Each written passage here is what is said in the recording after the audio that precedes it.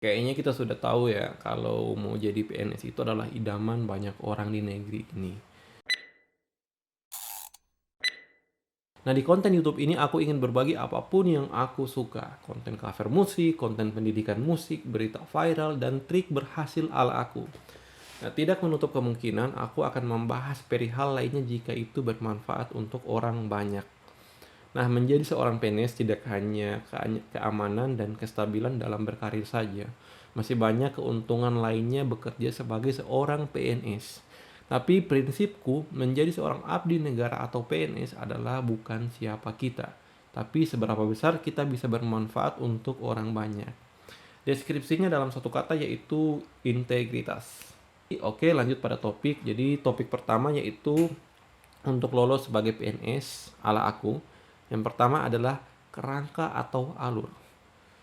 Poin atau tujuan awal adalah lulus SKD, menguasai materi SKD. SKD adalah langkah yang harus kita pecahkan di awal untuk terus kemudian melanjutkan pada tahap berikutnya, itu tahap SKB.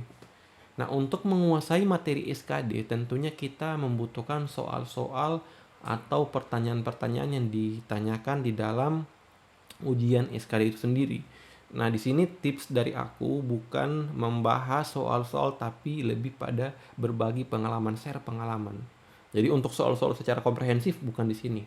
Nah, di sini saya akan bahas sharing atau pengalaman yang telah aku lewati, bagaimana prosesnya menjadi seorang abdi negara.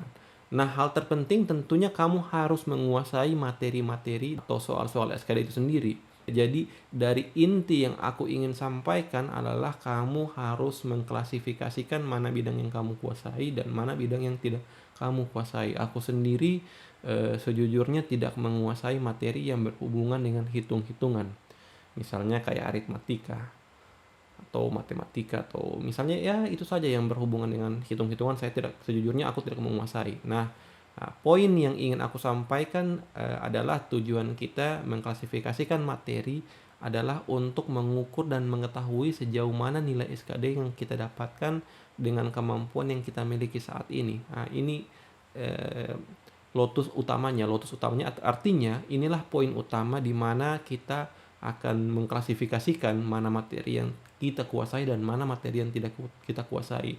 Maka hal terpenting yang perlu kita rumuskan dan kita lakukan di awal adalah memetakan materi yang kita kuasai dan mana materi yang tidak kita kuasai. Hal ini menjadi penting karena jika kamu tidak memetakan materi mana yang kamu kuasai dan materi mana yang tidak kamu kuasai, maka kamu akan mengalami kebingungan dalam proses pembelajaran materi SKD itu sendiri, yang tentunya akan bermuara pada kebosanan proses pembelajaran. Nah, untuk pembahasan ini sebenarnya aku ingin memberikan contoh yang konkret, yang komprehensif. Misalnya saja bagaimana dan apa langkah-langkah yang aku kerjakan saat pengklasifikasian tersebut. Akan tetapi ini membutuhkan video khusus dalam membahas hal terkait. Oke, lanjut. Tips kedua, belajar manajemen waktu. Nah, waktu ujian SKD bagiku sangat-sangat singkat.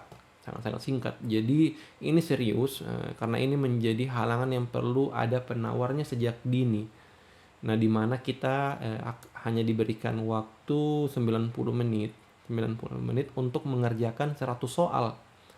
Maka sebaiknya rencanakan jadwal belajarmu, dalam hal ini mengasah soal-soal ujian SKD.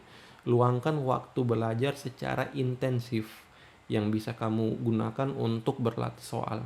Nah, mempelajari kisi-kisi, membaca berbagai materi. Jika bosan belajar sendiri, sebaiknya cari kelompok belajar. Jika memiliki modal lebih, sebaiknya kamu ikut bimbel. Nah, jadi memang ini bimbel sudah banyak beredar sekarang, yaitu bimbingan belajar calon pegawai negeri sipil.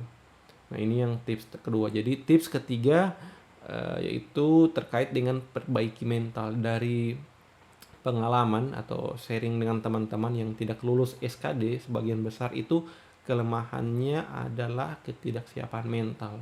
Contoh paling sederhana, pikirannya melayang saat mengerjakan soal ujian, pikirannya susah fokus saat mengerjakan soal ujian. Ini secara psikologis kesiapan mental menghadapi ujian tidak disiapkan secara matang, yang akhirnya berdampak pada fokus hilang dan cenderung sering teralihkan ke hal-hal lain saat proses ujian berlangsung. Nah, sejujurnya aku pun mengalami hal serupa, akan tetapi karena aku telah menyiapkan antisipasi sejak awal, nah aku bersyukur dapat melewatinya dengan mudah. Nah, oke, lanjut ke tips keempat. Nah, tips keempat yaitu perbaiki doa. Tips terakhir dari saya. Jadi ini yang paling mustajab ya, yang paling penting di dalam proses pembelajaran kita. Jadi bagiku ada 3 aspek yang dapat memudahkan dan melancarkan kegiatan yang aku kerjakan. Yang pertama, meminta doa kepada kedua orang tua. Iya, meminta doa kepada kedua orang tua. Dan yang kedua, jika kamu sudah memiliki keluarga, mintalah doa kepada istri dan anak di rumah. Jika kamu belum memiliki keluarga kecil, jangan malu mintakan doa kepada saudara terdekatmu, dan terakhirlah berdoa sebelum dan sesudah saat proses belajarmu setiap hari. Jadi berdoalah sebelum dan sesudah proses belajarmu setiap hari. Oke guys, aku ucapin terima kasih yang menyimak video ini sampai habis.